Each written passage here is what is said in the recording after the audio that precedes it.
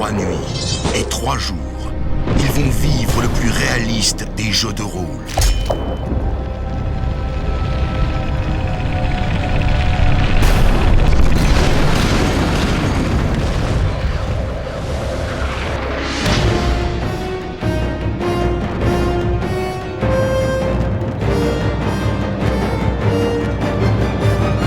Le Grandeur Nature.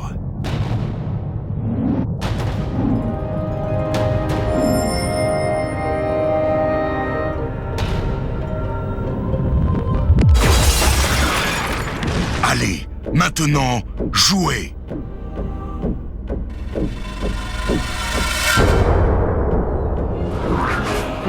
En compagnie de 4 joueurs, Marie-Hélène, Benjamin, Delphine et Pascal, nous avons découvert les principes du jeu de rôle Grandeur Nature.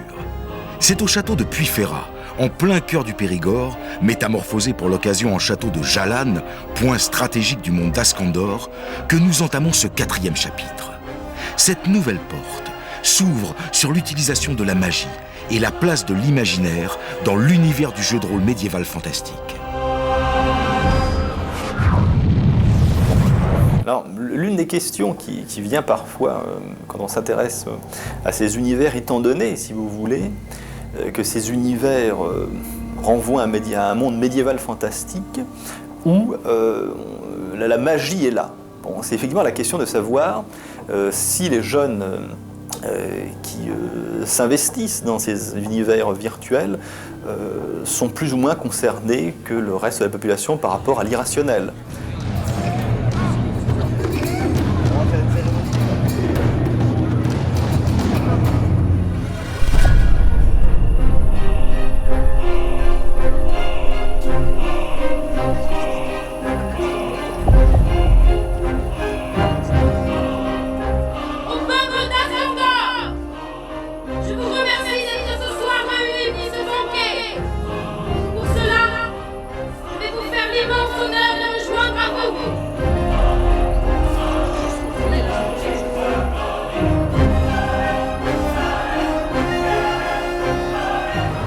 Les joueurs s'intéressent à la magie dans le cadre du jeu parce qu'il y a une dimension liée au rêve, une dimension poétique, mais que les joueurs de jeux de rôle qui sont, si vous voulez, quelque part des gens qui aiment bien discuter de tel ou tel sujet, si vous les interrogez sur ce qu'ils pensent de la magie dans le monde d'aujourd'hui, ils vont émettre des discours critiques sur, par exemple, le charlatanisme lié à telle ou telle pratique de sorcellerie moyennant rémunération. Hein. Donc, si vous voulez, je ne serai pas catégorique sur cette question-là, mais je ne dirais pas, si vous voulez, que les joueurs de jeux de rôle, par rapport à nos contemporains, sont plus ou moins irrationnels.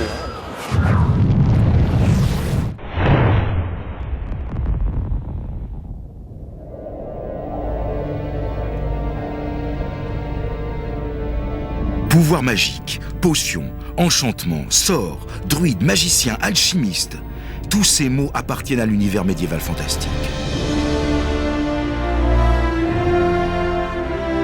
Mais comment tous ces pouvoirs deviennent-ils concrets dans un Grandeur Nature ?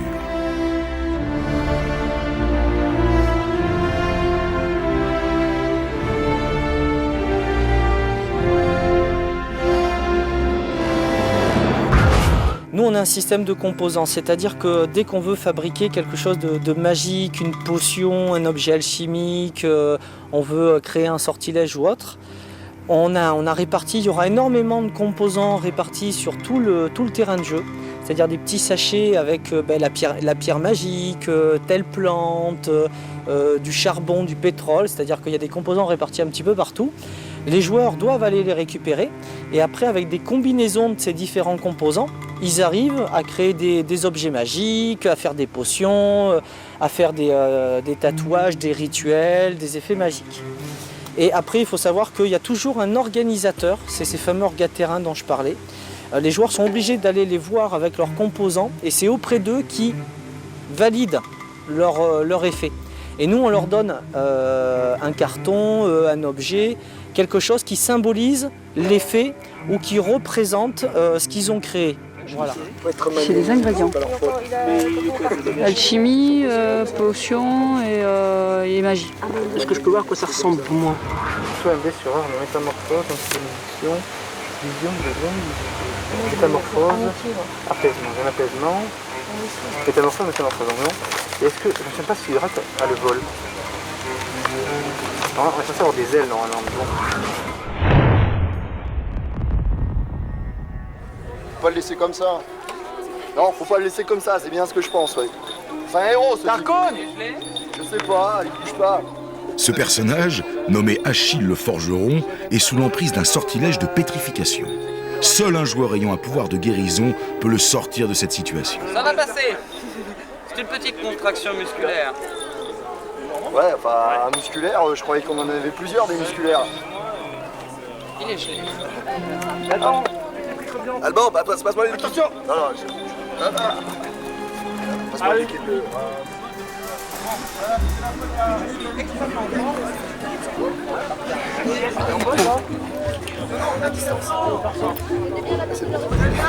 Il existe bien d'autres sorts dans AGN. Sorts d'attaque comme le ralenti ou stase, le silence, le sommeil ou des sorts de défense et de protection.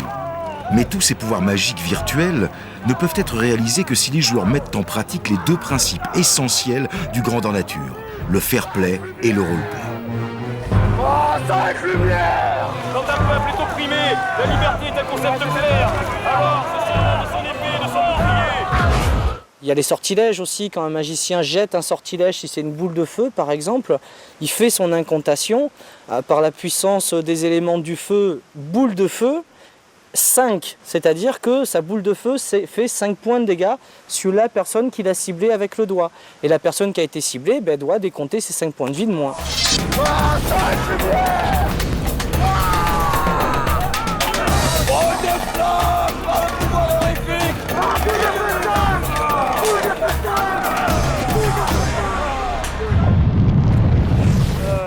Nouveau effet magique ou autre qui n'existait pas jusqu'à présent, c'est l'aura.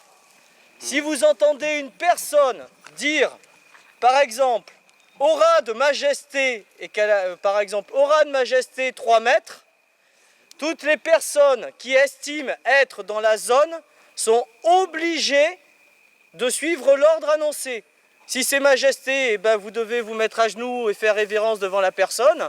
Si c'est un aura de terreur 5, toutes les personnes qui sont dans la zone se prennent un aura de terreur 5.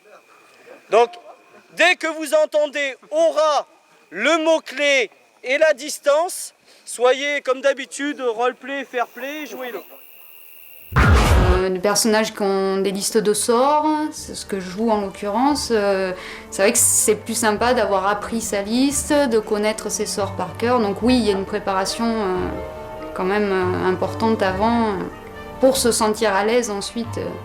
Bon, après, je dis pas, j'ai eu fait des GN où j'étais arrivée sans rien avoir préparé, ça m'a pas gênée, mais effectivement, on est plus à l'aise en ayant préparé son personnage. De réanimer l'état divin qui vous habite. Par cette prière, toi, j'essaie. Donc, je suis une prêtresse, donc en l'occurrence, je peux lancer des sorts, je peux soigner des gens, je peux faire des rituels. Voilà, grossièrement, à quoi sert une prêtresse.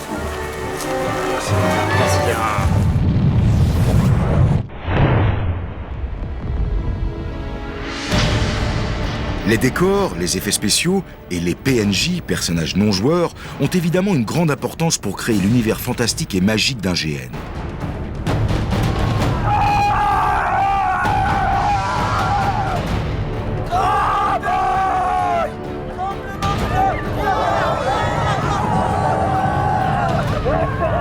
Les organisateurs aussi participent pleinement à mettre en œuvre le réalisme de certains événements et s'investissent dans leur réussite. Vous voyez les trolls qui dans une colonne sont en train de s'élever, de monter vers le ciel.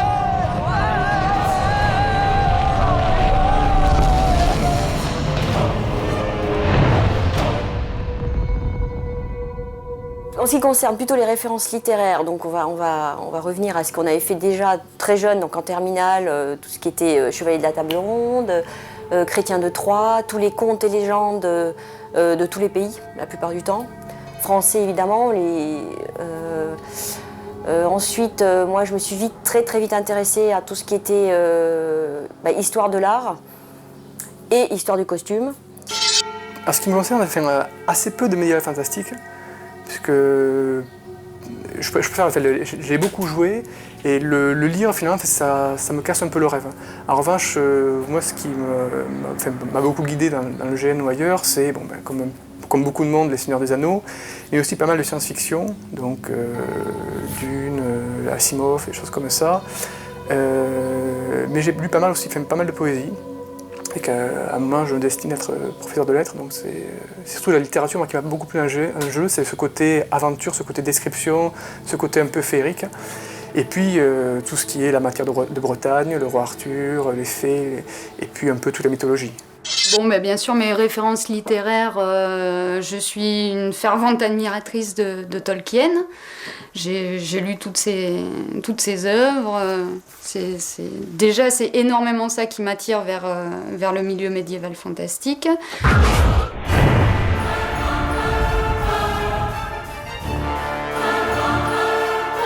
Le jeu de rôle grandeur nature puise son inspiration à des sources diverses, littérature, cinéma ou bande dessinée. Des auteurs comme Lovecraft ou encore Stephen King tiennent une place de choix pour les adeptes et les concepteurs de GN. Au cinéma, des films comme Blade Runner, Braveheart ou Star Wars continuent à nourrir l'imagination des pratiquants de GN. Mais le Seigneur des Anneaux demeure le cœur de l'inspiration de l'heroic fantasy. Les organisateurs reprennent le modèle de Tolkien pour inventer un monde avec une histoire, une géographie, sans pour autant le calquer sur celui du Seigneur des Anneaux.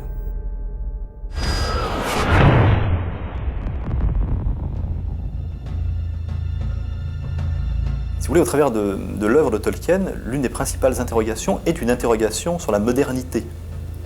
Et Tolkien est très critique par rapport au développement de la modernité, et notamment de l'industrialisation. Alors lui pense tout ça, si vous voulez, dans l'univers de Tolkien, l'industrialisation est assimilée au mal, aux forges de Sauron, de Saruman. Donc si vous voulez, lui, dans une perspective conservatrice, il voit effectivement une forme de rapport au mal. Bon, et puis effectivement, il évoque aussi, à un moment donné, on peut voir une symbolique, si vous voulez, par rapport au mal, Sauron, et ce qui, au bout du compte, va naître de la révolution industrielle, c'est-à-dire les totalitarismes.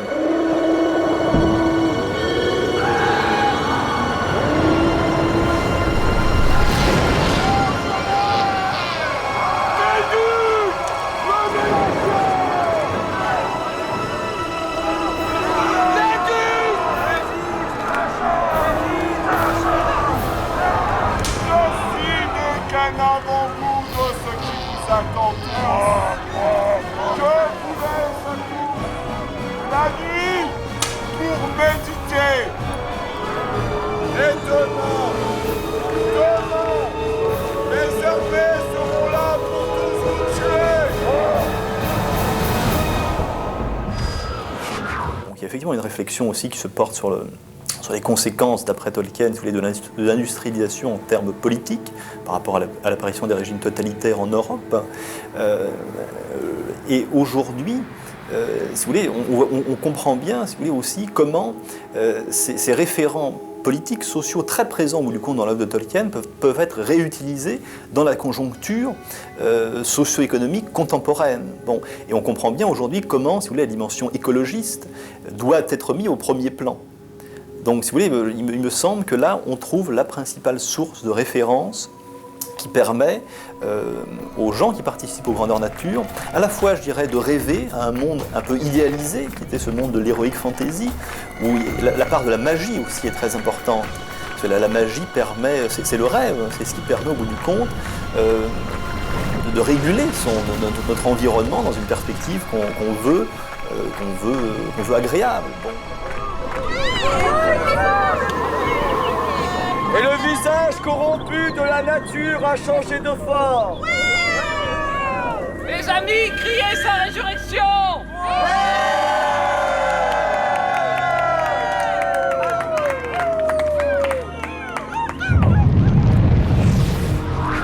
Mon nom est Estelmo, le plus grand alchimiste de tous les temps.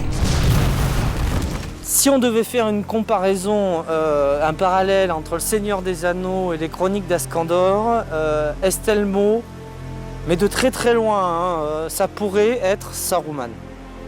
Sauf que Estelmo n'agit que pour lui, tandis que Saruman, lui, il s'est mis au service de Sauron. Estelmo est le plus grand alchimiste de tous les temps dans notre univers parce que c'est lui qui a créé l'alchimie. Il est vivant, enfin il existe plutôt depuis des milliers d'années. Il a vu passer toutes les apocalypses de l'historique du monde d'Askandor. Et il sera présent pour la première fois depuis 10 ans, parce que ça fait 10 ans que les joueurs entendent parler de lui, parce qu'on a greffé des trucs d'Estelmo dans le scénario. Et enfin, ils vont le voir. Et effectivement, Estelmo, c'est une personne qui n'œuvre que pour lui, qui est un petit peu devenu totalement fou, qui a une seule obsession, c'est se libérer le monde des dieux et de leur emprise un petit peu. Et il ne se soucie pas du tout des autres peuplades, quoi. Moi j'étais le voir Estelmo, j'ai trouvé son laboratoire et j'étais lui parler. Ah. Donc il prétend être Estelmo mais ne confirme rien. Alors c'est peut-être un alchimiste très puissant qui souhaite se faire passer pour Estelmo. Pourquoi? Parce qu'il cherche un apprenti. Tout à fait, je pense que il a lancé un concours à tous les alchimistes qui ont été le voir et il souhaite que nous mettions au point un objet runique et l'alchimiste qui lui représentait l'objet le plus original deviendra son apprenti. Si on pouvait trouver une ressemblance entre mon personnage et un personnage du Seigneur des Anneaux, je pense que ce serait à mi-chemin entre le roi Théoden, donc qui est un roi qui va tout faire pour que son peuple puisse survivre, puisse avoir sa liberté, mais aussi un petit côté mystique, un peu comme le personnage de Gandalf. En identifiant mon personnage par rapport au Seigneur des Anneaux, tout le monde s'en rend compte que c'est Gandalf qui passe devant tout.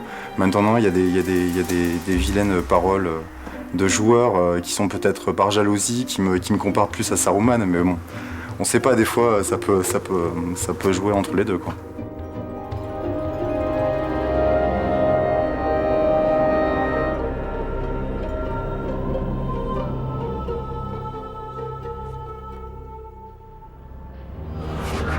J'ai l'impression dès qu'il s'agit de réalité virtuelle en fait.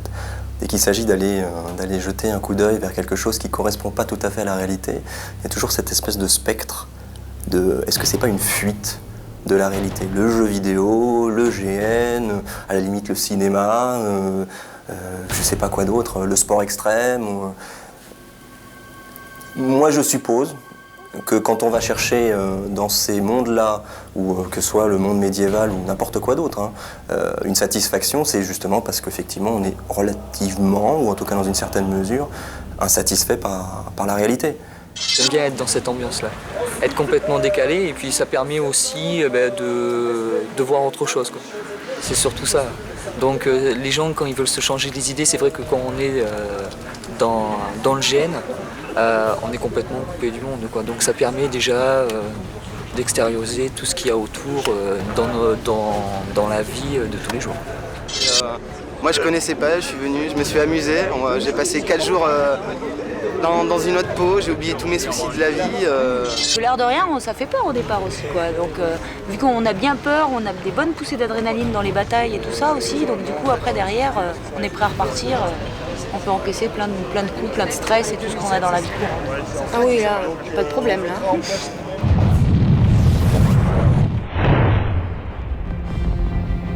Ouais, mais c'est ça, ouais. Ce qu'il nous faut, c'est en fait 3 camps. Non, 2. Mais et Trois, le on peut quartier pas en général. faire. Trois, on peut pas en faire. On peut pas en faire 3. Pourquoi?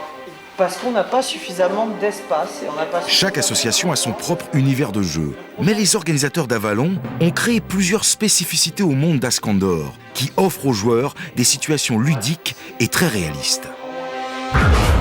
Dans le jeu, on place une table de diplomatie où les différents joueurs se rencontrent. Et dans le scénario, il est prévu qu'ils traitent de l'avenir de leur monde et de l'avenir de leur peuple ou de leur civilisation. Donc sur ces bases-là, ils construisent leur histoire et ils construisent leur avenir. Et nous, en tant qu'organisateurs, on est là pour le valider, le certifier, le confirmer et évoluer autour de ce qu'ils font.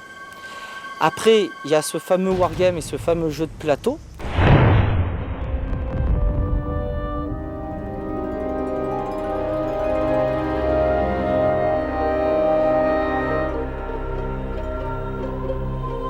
Eh bien, mes seigneurs, je ne m'attendais pas à vous voir ici si tôt, mais il semblerait que ce soit par la grâce de la Dame Blanche que vous vous trouviez ici. Cette carte donc, est réalisée pour permettre aux joueurs du Grandeur Nature d'exprimer le GN sous un angle plus diplomatique, plus politique, plus stratégique. Le GN dehors, la vraie vie, représente plutôt les combats, le tactique, le relationnel, l'humain. La carte permet aux différentes factions de discuter entre elles, permet aux différentes nations également de se rendre plus puissantes, parce que sur le wargame, elles peuvent acquérir des ressources, des richesses, des biens, des armées, qui leur permettent de se positionner. On a vu ainsi sur ce GN de toutes petites factions, il y a 2 ans, grandir par le GN et acquérir, enfin par le wargame plutôt, et acquérir à l'extérieur une puissance qu'elles n'avaient pas au départ. Donc le wargame est quand même le moyen pour les joueurs de se mettre en valeur, d'acquérir une puissance et d'évoluer. Et nous, ce qu'on fait, c'est ce qui est fait dans le Grandeur Nature et les décisions qu'ils prennent ou les actions qui ont découlé de leurs décisions, on les enregistre et on les intègre dans les années de jeu, des années fictives entre les GN. Pour que lorsqu'ils ont fait par exemple une action ou pris une décision l'année passée, ils retrouvent le suivi et les conséquences au prochain GN. L'Avalon Ball, c'est un élément de jeu qu'on a rajouté à nos organisations et qui a été totalement plébiscité aussi bien par les organisateurs que par les joueurs. C'est-à-dire que dans le jeu, on a intégré un sport. Ce sport s'appelle l'Avalon Ball. Ce football américain médiéval fantastique est aussi bien inspiré du rugby, du football que de la soule médiévale. Lors d'un grand tournoi, les clans les plus téméraires se rencontrent et l'équipe gagnante reçoit une coupe, le plus souvent un objet magique. L'Avalon Ball n'a pas de règles, sinon le fair play des joueurs. Il peut y avoir des invasions de terrain, on peut corrompre l'arbitre, on peut assommer les supporters et les joueurs y prennent un grand plaisir.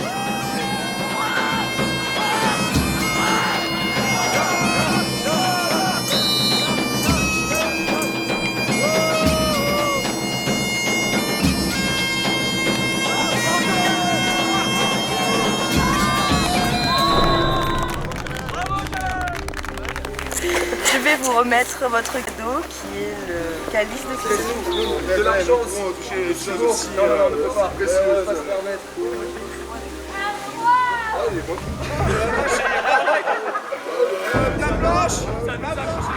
Après, au niveau du fair play, il y a beaucoup de surveillance qui sont faits sur le site.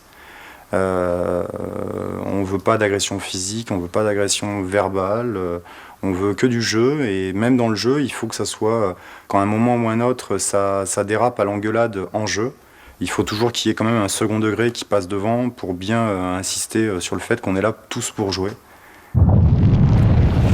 Dans le jeu de rôle Grandeur Nature, on retrouve un peu toute cette magie, toute cette féerie, toutes ces choses un peu fantastiques qui nous font rêver, nous sortent un peu du quotidien. Je dirais que s'il y a fuite, ce ne sont pas des formes extrêmes de fuite. C'est plutôt, de mon point de vue, la façon de concilier, comme je vous le dis, un certain nombre d'insatisfactions par rapport à l'état politique, social, économique de la société, avec un quotidien, ma foi, par rapport auquel les intéressés ne trouvent pas forcément les moyens de mettre un terme ou de changer les choses dans la vraie vie. Si une fois que ce soit ma fille et que tu lui mens de fidélité, je viendrai te la couper. Maintenant, parce que je le veux bien, vous êtes mari et femme.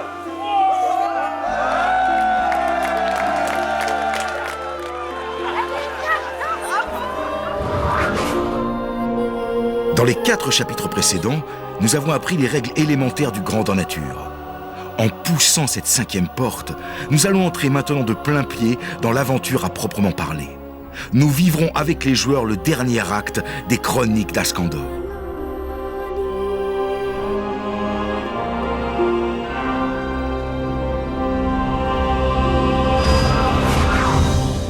Chapitre 4.